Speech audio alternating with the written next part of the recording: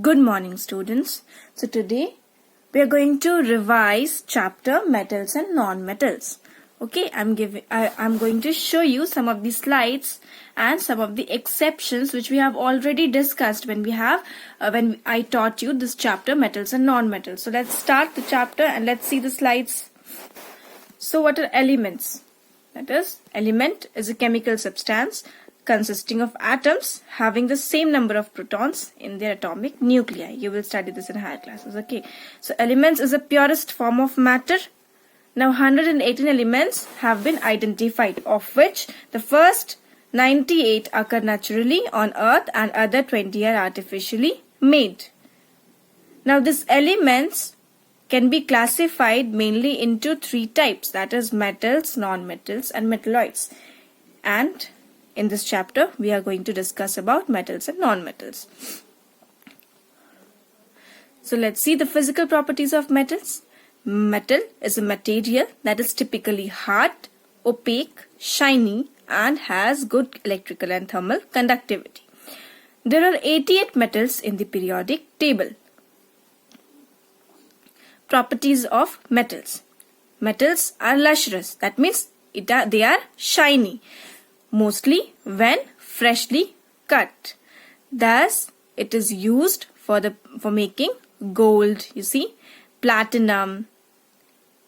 These are the metals which are lustrous. All the metals are lustrous, they are shiny. Then,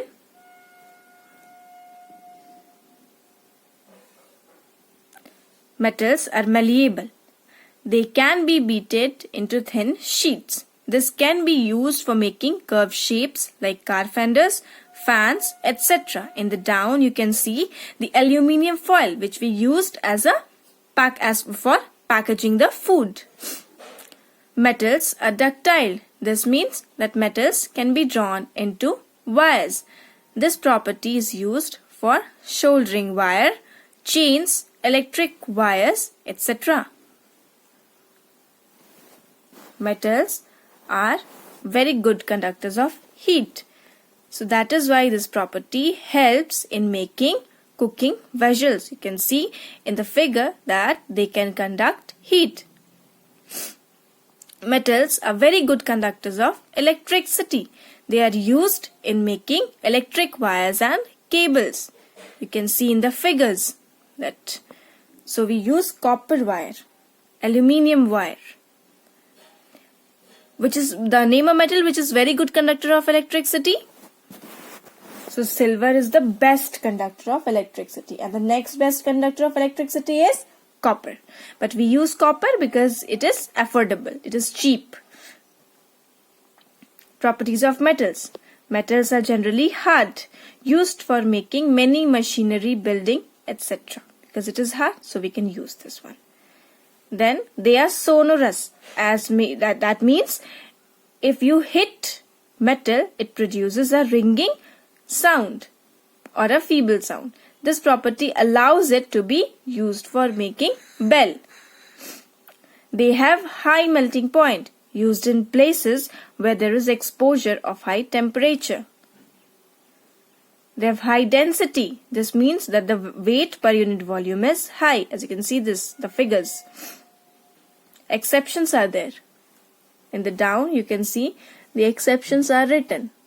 Here also you see high melting point, but exceptions are lithium, sodium and potassium. Just remember sodium and potassium. Here exceptions sodium and potassium. They don't have high density. Metals are usually in solid state. Okay. See the rods, iron rods, the windows, the designs, all are in solid form.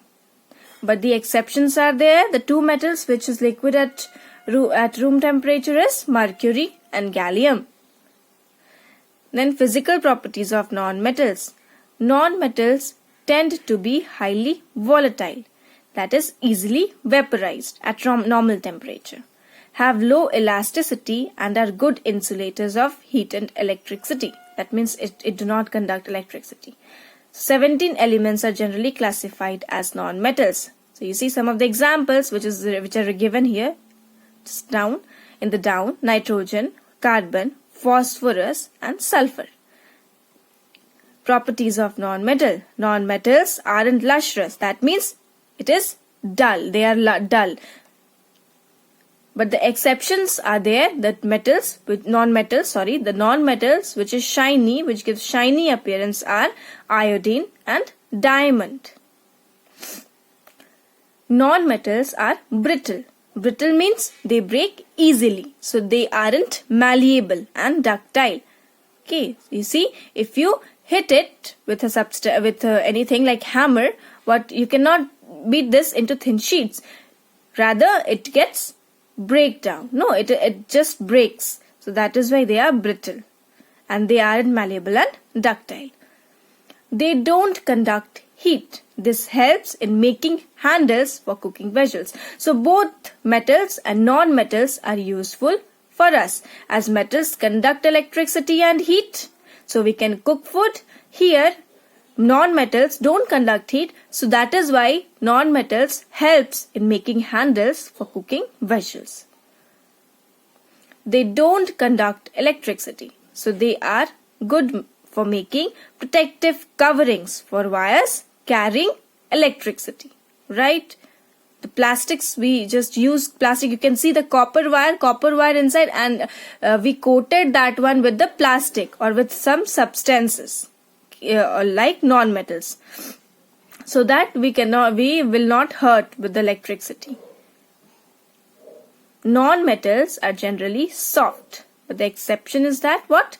Diamond. So diamond is a form of carbon which is the hardest substance known. They aren't sonorous.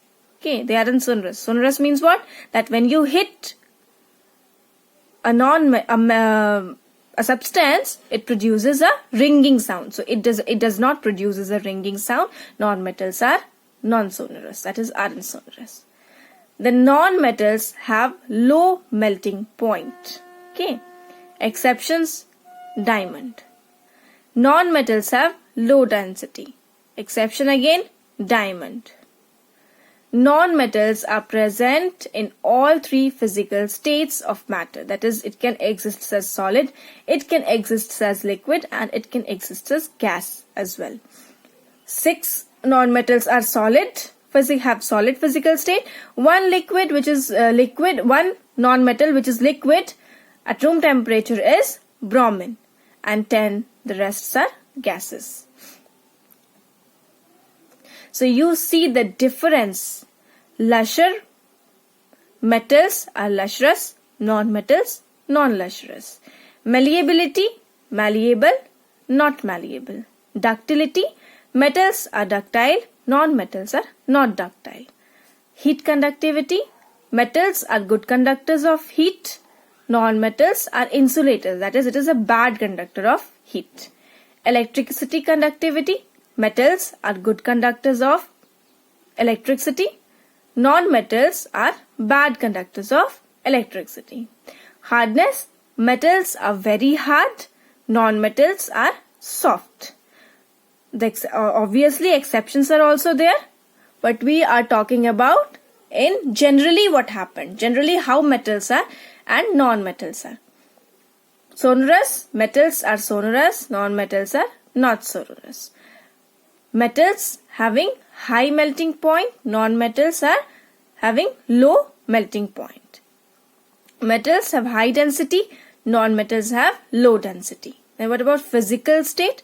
Metals are generally solid, but non-metal exists in all the 3 states.